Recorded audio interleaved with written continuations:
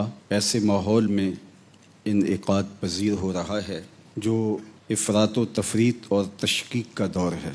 غلبہ اسلام تنفیذ دین تو بہت دور کی بات ہے، اعتقادات کی بنیادیں بھی کھوکھلی ہو چکی ہیں۔ الحاد کا شیش ناگ ہمارے نوجوانوں کو ڈس چکا ہے۔ اس میں کوئی شک نہیں ہے کہ آج کی تاریخ میں لوگوں کا دینداروں سے نہیں، دین سے بھی اعتماد اٹھتا چلا جا رہا ہے، اور یہ بہت خطرناک صورتحال ہے۔ لیکن افسوس کہ ہمیں ان چیزوں کا ادراک تک بھی نہیں ہے۔ کارواں لٹ گیا ہے۔ لٹنے والے کو جب یہ احساس ہوتا ہے کہ میں لٹ گیا ہوں تو وہ مداوع کرتا ہے، لیکن اگر اس کو یہ احساس ہی نہ ہو تو مداوع کی طرف اس کا رخ بھی کیسے ہو سکتا ہے؟ آج کی تاریخ یہ ہے کہ اگر ایک شخص مسلمان ہو رہا ہے تو اسی دن کئی لوگ ملحد ہو رہے ہیں۔ یہ رجعت قہقری یہ کس سمت ہمیں لے کے جا رہی ہے؟ ایکس مسلم سوسائٹیز اس وقت جس تیزی کے ساتھ مرتدین کو اپنے ساتھ شامل کرتی چلی جا رہی ہیں، اور اس وطن عزیز میں بھی 1 لاکھ کے قریب لوگوں نے اپنے آپ کو لا مذہب کے طور پہ رجسٹرڈ کروانے کی درخواست دی ہے۔ اور یہ سب کیوں ہوا؟ اس کے محرکات کیا ہیں؟ اسباب کیا ہیں؟ یہ ہماری کچھ غلطیوں اور کوتاہیوں کا نتیجہ شاخسانہ ہے، یا یہ نادیدہ اور خفیہ ہاتھوں کی کرشمہ سازیاں ہیں؟ عالی مرتبت سامعین، ہمیں آج کی کانفرنس میں یہ ضرور سوچنا ہوگا اور اپنا محاسبہ کرنا ہوگا۔ عمومی طور پہ ہم دوسروں کا محاسبہ کرنے کا مزاج رکھتے ہیں۔ ہمیں اپنے طریقہ کار پہ، اپنے طرز عمل پہ، اپنے رویوں پہ اور اپنے فہم دین پہ غور کرنا ہوگا۔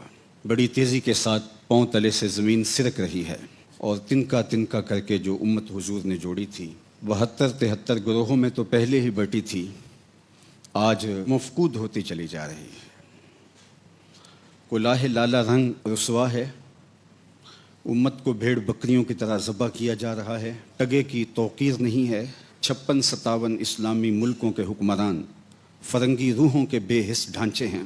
ہماری ریاستیں مغرب کی زر خرید باندیاں ہیں، اور جنہوں نے منبر و محراب سے بیٹھ کے قوموں کی رہنمائی کرنی تھی، وہ 2 رکعت کے امام یہ بھی نہیں جانتے کہ قوم کیا ہوتی ہے اور قوموں کی امامت کیا ہوتی ہے، جس کے نتیجے کے اندر آج ہم جہاں کھڑے ہیں، غالب نے کہا تھا ہوا مخالف و شب تارو بہر طوفاں خیز گسستہ لنگر کشتی و نا خدا خفتست۔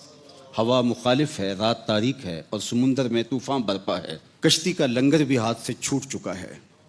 لیکن یہ سب کچھ ہوتے ہوئے اگر ملاح جاگ رہا ہوتا، نا خدا جاگ رہا ہوتا، تو بھنور سے کشتی کے نکلنے کے امکان تھے۔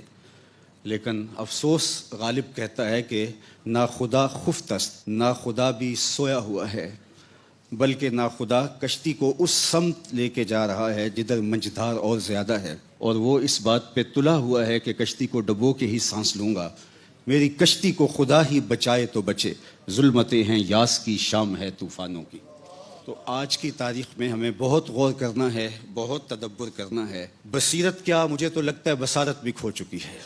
آج فہم دین ہمارا ناقص کیا، بلکہ ہم مخالف سمت چل رہے ہیں۔ سوچنے سمجھنے کی صلاحیتیں سلب ہو گئی ہیں، فہم و ادراک کو دھیمک چاٹ گئی ہے، تعصب کی چڑیل چمٹ گئی ہے ہمیں، اور نفرتوں کے شیش ناگ ہمیں ڈستے چلے جا رہے ہیں۔ امت کا وجود ٹکڑے ٹکڑے ہو گیا ہے۔ ہم نے تو یہ سنا تھا کہ باہر سے دشمن حملہ آور ہو تو گھر کے لوگ متحد ہو جاتے ہیں۔ دشمن تو ہماری بوٹیاں بھی نوچیں، ہمارے بچے بھی ذبح کیے، دشمنوں کی توپوں نے ہمارے نوجوان اور بوڑھے اور خواتین، ان کو توپوں کے دھانوں پہ رکھ کے ہواؤں میں بھی اڑایا۔ لیکن اس کے باوجود نہ ہم جاگے، نہ ہم جاگنے کے لیے تیار ہیں، اس لیے کہ کوئی سویا ہو تو جاگے، مردے تو نہیں جاگا کرتے ہیں۔ اقبال نے کہا تھا کہ یہ امت حامل قرآن نہیں ہے، اور یہ امت ہی نہیں ہے۔ تو مردہ قومیں کب بیدار ہوتی ہیں؟ بیدار تو سوئے ہوئے ہوتے ہیں۔ تو آئیے، آج کی تاریخ میں ہمیں اپنی راہ عمل تلاش کرنی ہوگی، اپنا راستہ دیکھنا ہوگا۔ وہ راستہ کوئی نیا نہیں ہے جو ہم نے تراشنا ہے، وہ تراشا گیا راستہ ہے جس پہ چلنا ہے ہم نے۔ نبیوں نے جن راہوں پہ اپنی زندگیاں گزاریں، امام الانبیاء صلی اللہ علیہ وآلہ وسلم نے جس راستے کو اختیار کیا، ہم نے اسی راستے